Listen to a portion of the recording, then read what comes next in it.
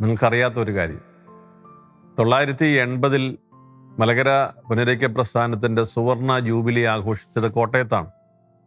കോട്ടയത്ത് ഇത് ആഘോഷിക്കുമ്പോൾ മലങ്കര സഭയിലെ പ്രാതിനിധ്യ സ്വഭാവത്തിൽ അന്ന് 3 ഭദ്രാസനങ്ങളേ ഉള്ളൂ.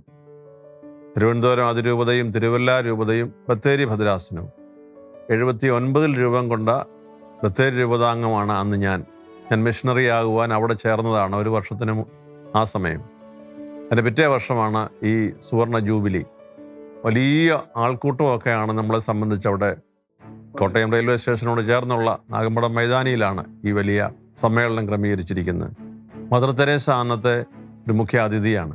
ഈ മദർ തെരേസയെയും ഇന്നത്തെ വിശിഷ്ട അതിഥികൾ മാർപ്പാപ്പയുടെ പ്രതിനിധി എന്ന പൗരസ്ത്യ തിരുസംഘത്തിൻ്റെ അധ്യക്ഷൻ ലഡിസ്ലാവു കാർഡിനൽ റൂബിൻ, അതുപോലെ തന്നെ മെൽഖൈറ്റ് പാത്രിയർക്കീസ് ബാവ, സുറിയാനി കത്തോലിക്ക പാത്രിയർക്കീസ് ബാവ, ഇവരെല്ലാം സന്നിഹിതരായിരിക്കുന്ന ഒരു വേദിയിൽ മദർ തെരേസയെ കാണണമെന്ന് എനിക്ക് ഭയങ്കര ആഗ്രഹം.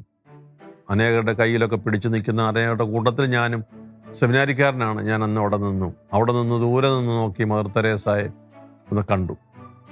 ഞാൻ ഈ ഒരു കാഴ്ച പറയുന്നത് 80 പുനരൈക്യ സുവർണ ജൂബിലിയിലെ മദർ തെരേസയെ ഒന്ന് കാണാൻ വേദിയിൽ ഒരിക്കലും നമുക്ക് പ്രവേശനം കിട്ടത്തില്ല. ഞാനൊരു സാധാരണ സെമിനാരിക്കാരൻ. അങ്ങനെ ഒരു ക്രമീകരണം ഇല്ലല്ലോ. അത് നമ്മളെ സംഘാടകരുടെ പ്രശ്നമല്ലല്ലോ, നമ്മുടെ പ്രശ്നമാണ്.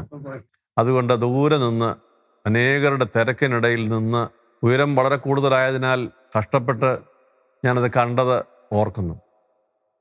അത് ഓർമ്മപ്പെടുത്തുന്നത് ദൈവേഷ്ടമായാൽ 2030 സുവർണ ജൂബിലി, അല്ലെങ്കിൽ ഈ സുവർണ ജൂബിലിയുടെ തുടർച്ചയായ ഈ ശതാബ്ദിയുടെ ബലിവേദിയുടെ മധ്യത്തിൽ ദൈവം അനുവദിച്ചാൽ നിൽക്കാൻ എന്നെയാണ്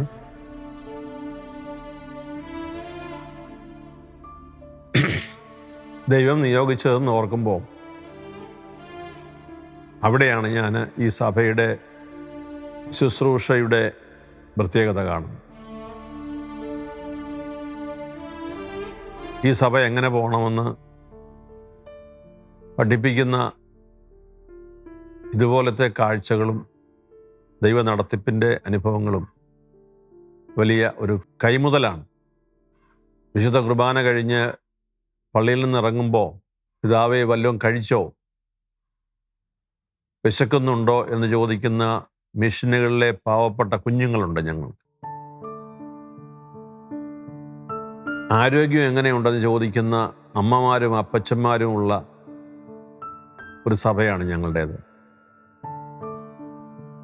സ്നേഹത്തോടെ ശുശ്രൂഷയ്ക്ക് ബലം നൽകുന്ന ഏറെ അച്ഛന്മാരും, കൈവിരിച്ച് പ്രാർത്ഥിക്കുന്ന, സഭയ്ക്ക് വേണ്ടി മുട്ടുകുത്ത് ജപമാല പ്രാർത്ഥിക്കുന്ന, കുർബാനയുടെ മുമ്പിൽ കമിഴ്ന്നു കിടക്കുന്ന കുറച്ച് പാവപ്പെട്ട കന്യാസ്ത്രീകളും ഈ സഭയിൽ.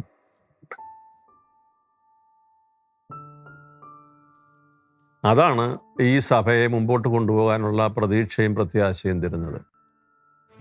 ഞാൻ വളരെ സന്തോഷത്തോടെ പറയാം, എൻ്റെ ഈ മേൽപ്പെട്ട ശുശ്രൂഷയിൽ 25 വർഷം പൂർത്തിയാക്കുമ്പോൾ ഞാൻ 42-ാമത്തെ വയസ്സിൽ മെത്രാനായി അഭിഷിക്തനായി. 48-ാമത്തെ വയസ്സിൽ ഞാൻ സഭയുടെ അധ്യക്ഷനായി. 46-ാം വയസ്സിൽ തിരുവല്ലയിലെ ആർച്ച് ബിഷപ്പായി. 53-ാമത്തെ വയസ്സിൽ കർദിനാളായി. ഇപ്പോൾ 69 വയസ്സിൽ നടക്കുന്നു.